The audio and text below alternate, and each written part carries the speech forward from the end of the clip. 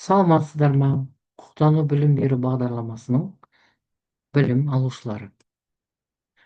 Бүгінгі өтетін тақырыбымыз адвокаттың азаматтық сот өндірісіне қатысуы. Қаралатын сұрақтары: азаматтардың сотқа шағымдануы және соттағы өкілеттік құқығы, адвокаттың азаматтық іс жүргізуге тапсырма қабылдау шарттары. Енді Қазақстан Республикасының Конституциясына және 2015 жылғы 31 қазандағы Қазақстан Республикасының азаматтық процесстік кодексінің қағидаларына сәйкес, әрбір адам бұзылған немесе даулы конституциялық құқықтарын, бостандықтарын немесе заңмен қорғалатын мүдделерін қорғау үшін сотқа жүгінуге құқылы. Мемлекеттік органдар, заңды тұлғалар немесе азаматтар заңда көзделген жағдайларда өзге адамдардың немесе адамдардың белгілі бір тобының құқықтарын және заңмен қорғалатын мүдделерін қорғау туралы сотқа арыз беруге, жүгінуге құқылы. Сотта азаматтық істі қарау кезінде азаматтар мен ұйымдардың құқықтарын және мүдделерін білдіру адвокаттық қызметтің маңызды жақтарының бірі болып табылады. Өзіне өтінген тұлғаға азаматтық процесте олардың мүддесіне өкілдік ету жолымен біліктік заң көмегін адвокаттың көрсету мүмкіндігі бар бір қатар шарттарға байланысты. Бұл шарттар адвокаттың сотта іс жүргізудің өзіне қабылдауына немесе одан бас тартуына ықпал етеді. Азаматтық іс бойынша құқықтық айқындама түсінігі бірнеше элементтерді қамтиды. Адвокат тек өзіне заң көмегі үшін жүгінген тұлғаның заңды мүддесін ғана қорғайды. Даулы мүдденің заңдылығы бұл құқықтық айқындаманың алғашқы элементі болды. Сондықтан бірінші кезекте адвокат клиент талабының немесе наразылығының заңдылығы, яғни даулы мүдденің сәйкестілігі немесе оның ережелеріне қайшылығы туралы мәселені анықтап алуға тиіс. Бұл үшін даулы құқық қатынасының мәнін, талаптың немесе наразылықтың материалды құқықтың негізін зерттеу қажет. Кез келген қол сұғушылық пен тәртіп бұзушылықтың кімнің тарапынан болғандығына қарамастан азаматтардың құқығын қорғау жөніндегі өз міндетін адвокаттар заңда көзделген барлық құралдармен және әдістермен жүзеге асырады. Азаматтың іске өзінің қатысуы бұл жағдайда оны өз өкілін ұстау құқығынан айырмайды. Азаматтық процесстік кодекс азаматтарға сотта өз ісін жүргізудің ең ыңғайлы әдісін таңдауға мүмкіндік береді. Атап айтқанда, ол істі жеке жүргізуге, істі өкілмен бірге жүргізуге, істі процеске қатыспай өкілі арқылы жүргізуге. Барлық жағдайда іс жүргізуге байланысты барлық шығынды, сондай-ақ сот шешімімен, анықтамасымен, қаулысын орындауға байланысты барлық шығынды істе тарап болып табылатын тұлға өтейді. Сөйтіп, іске тұлғаның жеке қатысуы бұл кәсіби қорғау тарабынан болатын көмекті жоққа шығармайды. Оның үстіне азаматтық құқықтық даудың толық құқықтық қатысушы ретінде іс-әрекет ететін азаматтың тілегі мен мүддесіне сай онымен үйлесім табуы мүмкін. Сотта тапсырма бойынша шарт негізінде өкіл бола алатындар: олар адвокаттар, заңды тұлғалардың қызметкерлері, осы заңды тұлғалардың істері бойынша, кәсіптік одақтардың өкілетті адамдары құқықтар мен мүдделерін қорғауды, осы кәсіптік одақтар жүзеге асыратын жұмысшылардың, қызметшілердің, басқа да адамдардың істері бойынша заңмен, жарғымен немесе ережемен және ережемен басқа адамдардың құқықтары мен мүдделерін қорғау құқығы берілген ұйымдардың өкілетті адамдары басқа тең қатысушылардың тапсырмасы бойынша тең қатысушылардың біреуі бола алады және іске қатысушылардың өтінуімен сот рұқсат еткен басқа да адамдар тапсырма бойынша сотта өкіл бола алады. Сотта өкілдік ету туралы шартта екі тарап болады. Сенімі білдірілген адам, яғни істе тарап болып табылатын, мүдделері сот талқылауының мәнін құрайтын тұлға және өз атынан немесе сенім білдірушінің заң кеңесімен немесе адвокат кеңсесімен келісім бойынша өзіне сенім білдірген адамның мүддесін білдіруге тапсырма алған адвокат болады. Азаматтық сот ісін жүргізуде адвокат әрқашан сенім білдірген адамның атынан және оның мүддесі үшін іс-әрекет еткендіктен, оның іс жүргізу әрекеттерінің салдары өз мүддесін білдіріп отырған адам үшін туындайды.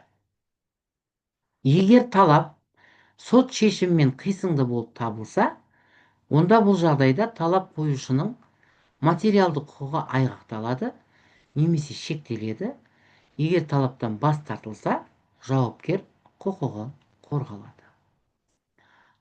Адвокаттың сенім білдірген өкілеттігі заң консультациясы немесе адвокат кеңсесі берген ордермен, ал өз қызметіне жеке дара жүргізген кезде адвокаттың өзіне көмекке жүгінген тұлғамен жасаған шартпен айғақталады. Ордер мен шартта адвокат лицензиясының номері және оның берілген күні көрсетілуге тиіс. Ордер мыналардан басқа мүддесін білдіретін адамның атынан жасалатын барлық процессуалдық әрекеттерді жасауға құқық береді. Яғни талап арызға қол қою, істі сотқа беру, талап қою талаптар мен талап қоюды танудан толық немесе ішінара бас тартуға және талап қоюды тануға, талап қоюдың нысанасын немесе негіздемесін өзгертуге, бітімгершілік келісім жасауға, өкілеттерді басқа адамға беруге, соттың қаулысына шағым беруге, соттың қаулысына мәжбүрлеп орындатуды талап етуге, берілген мүлікті немесе ақшаны алуға. Адвокат сенім білдірілген тұлға ретінде әрекет ете отыра өзіне берілген тапсырманы жеке орындауға, сенім білдірушіге және оның талабы бойынша тапсырманың орындалу барысы туралы барлық мәліметтерді хабарлауға, жасалынған мәміле бойынша барлық алынғандарды кешіктірмей беруге, тапсырманы орындағаннан кейін сенім білдірушіге кешіктірмей мерзімі өтпеген сенімхатты қайтаруға және ақтау құжаттарымен бірге, егер бұл тапсырма сипаты бойынша қажет болса, есеп тапсыруға міндетті. Адвокаттың іс жүргізуге дербестігі ол өз клиентінен тәуелсіздігінің маңызды элементі қабылдаған тапсырмадан бас тарту құқығы болып табылады. Адвокат сотта өкілдік ету туралы шартта тарап болып табылмайды. Сотта сенім білдірушінің барлық міндеттемесін мүлтіксіз орындайды және клиенттің тапсырмасын, егер сот талқылауы барысында оған көмектесу қажеттігі болмаса, тоқтатуға құқылы болып табылады. Адвокатқа клиент берген сенімхаттың әрекет етуі заңмен айқындалған мынандай негіздерде тоқтатылады.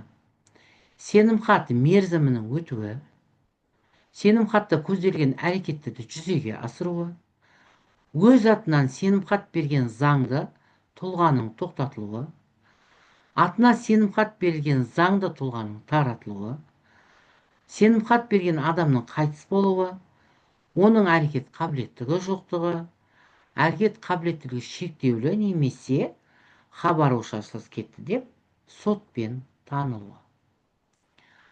Енді іс бойынша шығарылған шешімдерге тараптар және іске қатысушы өзге де тұлғалар, оның ішінде адвокат шағым жасай алады.